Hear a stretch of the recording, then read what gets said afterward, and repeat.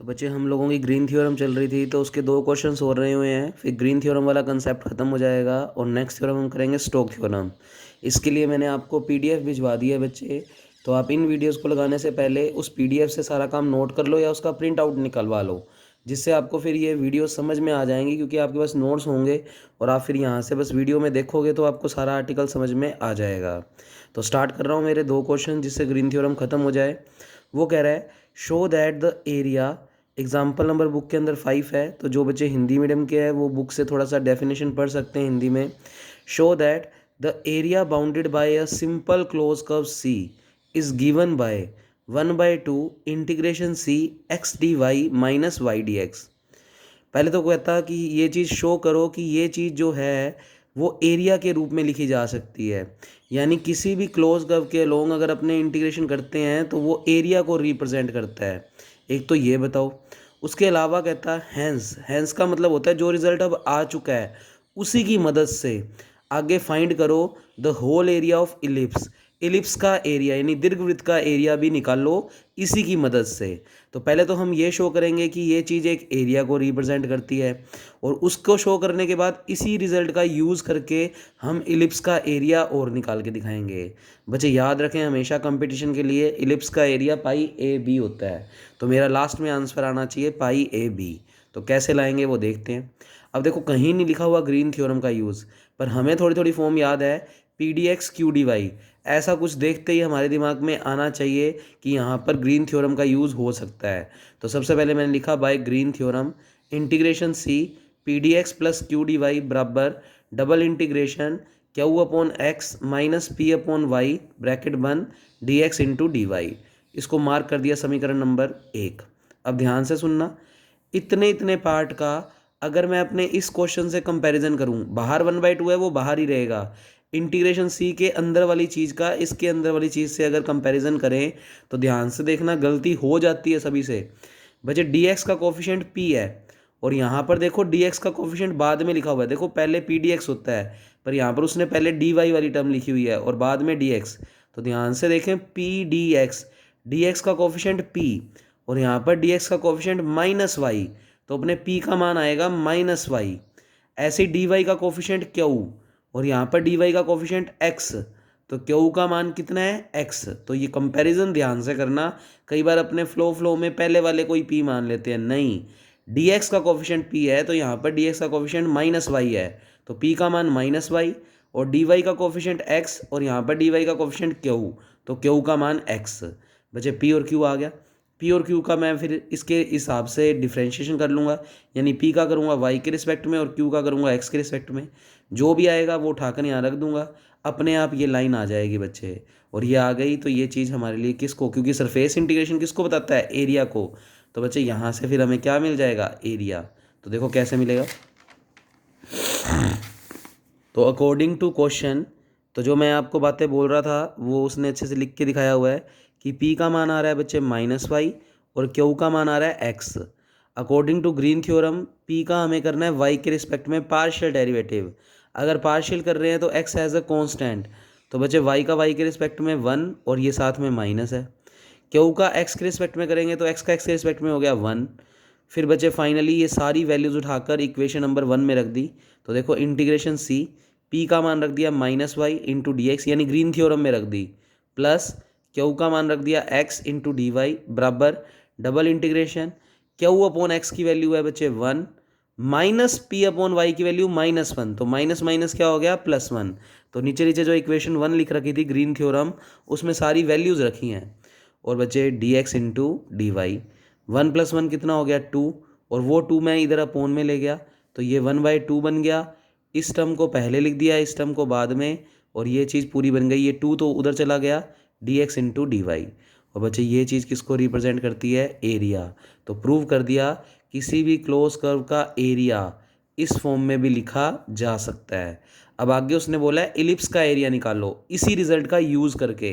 तो इलिप्स का एरिया निकालना है तो ये वाली पूरी चीज़ एरिया को जो रिप्रेजेंट कर रही है, तो एरिया को ही रिप्रेजेंट कर रही है। बस अब अपने को इनके इनके मान रखने हैं इलिप्स के लिए। रखेंगे तो जो चीज़ भी सोल्व होकर आएगी वो इलिप्स का एरिया हो जाएगा। ये तो किसी क्लोज कर्व का एरिया था। अब अगर इसमें एक्स वाई की जगह अगर अपने इलिप्स के कोऑर्डिनेट रख देंगे तो ये इलिप्स का एरिया दे देगा। तो हमने लिखा we know that coordinate of ellipse is given by. बच्चे अब तुम्हें ये चीज़ें पता होनी चाहिए कि दीर्घवृत्त के कोऑर्डिनेट को हम पैरामीट्रिक फॉर्म में कैसे लिखते हैं। तो एक्स बराबर होता है ए कोस थीटा और वाई बराबर होता है बी साइन थीटा। ये इलिप्स के लिए, जैसे इलिप्स की शेप अगर आपको बताऊं तो ये इलिप्स की शेप होती है, और इलिप्स की शेप के लिए किसी भी पॉइंट के कोऑर्डिनेट अगर ढूंढोगे थीटा की फॉर्म में तो ये एक्स की वैल्यू मतलब एक्स कोऑर्डिनेट होता है ए कोस थीटा और बचे वाई कोऑर्डिनेट होता है बी साइन थीटा। तो ये होते हैं अपने इलिप्स के। अगर सर्कल की बात करें तो बचे r cos theta r sine theta, उधर ए और बी की जगह सेम रेडियस आर होती है, पर इलिप्स में ये वाली लेंथ और ये वाली लेंथ अलग अलग होती है, इसलिए ए कोस थीटा और बी साइन थीटा। तो ये स्टैंडर्ड रिजल्ट्स हैं, आपको पता होने चाहिए। तो इलिप्स के लिए कोऑर्डिनेट होते हैं एक्स बराबर ए कोस थीटा और वाई बराबर बी साइन थीटा। तो बच्चे यहाँ से अगर मैं डिफ्रेंशिएशन करूँ तो एक्स का डिफ्रेंशिएशन डी एक्स, ए तो कांस्टेंट है, कोस थीटा का हो गया माइनस साइन थीटा और थीटा का हो गया डी थीटा। फिर वाई का करूँ तो d y, b constant, sine theta का कोस थीटा और थीटा का डी थीटा। बच्चे ये x y D x D y ये सारी वैल्यू मैं यहाँ रख रहा हूँ, प्लस क्लोज कर्व सी की लिमिट लगानी है। तो ये पूरा क्लोज कर्व सी है और इलिप्स 0 डिग्री से शुरू होकर पूरा 360 घूमा है, तो 0 से 2 पाई लिमिट हो गई। तो देखो क्या किया मैंने, नाउ एरिया ऑफ इलिप्स, तो यहाँ तो लिख दिया एरिया ऑफ इलिप्स बराबर ये चीज़ है। तो नाउ एरिया ऑफ इलिप्स बराबर ये वाली चीज़। अब निकाल लेते हैं बच्चे, 1/2 चल ही रहा है। सी की जगह लिमिट रख दी 0 से 2 पाई, क्योंकि पूरा क्लोज कर्व 0 से 2 पाई तक घूमकर बन रहा है। फिर एक्स की वैल्यू रख देंगे a cos theta, d y की वैल्यू रख देंगे b cos theta d theta, minus है तो माइनस, वाई का मान रख देंगे बी साइन थीटा और डी एक्स का मान रख देंगे minus a sine theta d theta. उसके बाद सिंप्लीफाई कर दो, ये बन गया a b cos square theta d theta और ये भी minus minus plus a b sine square theta d theta. पूरे में से ए बी आ गया कॉमन, अंदर बचेगा कोस square theta plus sign square theta, d theta भी आ गया common. Sine square plus cos square 1 होता है, ए बी कॉन्स्टेंट है बाहर हो गया, खाली डी थीटा का करेंगे तो थीटा, लिमिट चल रही है 0 से 2 pi, upper limit minus lower limit, तो 2 पाई में 2 से 2 कट गया, कितना बचा पाई ए बी। तो प्रूव हो गया इलिप्स का एरिया कितना आएगा पाई ए बी। और कंपटीशन के लिए याद भी रखो इलिप्स का एरिया हमेशा कितना होता है पाई ए बी। तो बच्चे एक लास्ट क्वेश्चन रह गया जिससे ग्रीन थ्योरम का कंसेप्ट हमारा खत्म हो जाएगा, उसके बाद हम लोग करेंगे स्टोक थ्योरम। तो बच्चे देखते हैं नेक्स्ट हमारा जो आर्टिकल है, एक छोटा सा क्वेश्चन है, अच्छा क्वेश्चन है ये भी। इसमें भी हम मदद लेंगे इस पिछले वाले आर्टिकल की ही, क्योंकि हमें पता लग चुका है कि क्लोज कर्व का इंटीग्रेशन एक कसम से डिनोट करता है एरिया को। तो बस इस कंसेप्ट का यूज़ करके हम इस क्वेश्चन को ख़त्म कर देंगे। तो पहले क्वेश्चन पढ़ते हैं। वो कहता है सी एक सिंपल क्लोज कर्व है किसी एक्स वाई प्लेन में, नॉट एनक्लोजिंग द ओरिजिन। वो सी कहता है एक क्लोज कर्व है एक्स वाई प्लेन में। अब एक्स वाई प्लेन में है तो इसका मतलब जेड कोऑर्डिनेट का कोई इनरोलमेंट नहीं है और ओरिजिन भी नहीं है।